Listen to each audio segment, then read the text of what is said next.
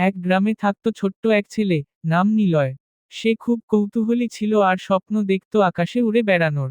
একদিন সে জঙ্গলে ঘুরতে ঘুরতে এক সোনালী পালকের পাখিকে দেখতে পেল। হঠাৎ পাখিটি মানুষের মতো করে বলে উঠল, নিলয়, তুমি কি আমার বন্ধু হবে?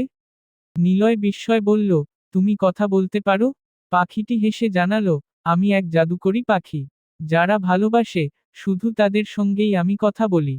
এরপর থেকে নিলয় আর পাখিটির গভীর বন্ধুত্ব গড়ে ওঠে।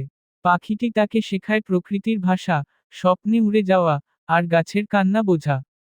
কিন্তু এক লোভী রাজা খবর পেয়ে পাখিটিকে ধরে নিয়ে যেতে চাইল।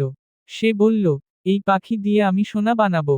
নিলয় কিছুতেই রাজাকে থামাতে পারছিল না। তখন পাখিটি বলল, লোভের জায়গায় আমি থাকতে পারি না। সঙ্গে সঙ্গে আলো ছড়িয়ে সে উড়ে গেল আকাশে। পাখিটি বলল, নিলয়, আমি তোমার স্বপ্নে আসব সব সময়।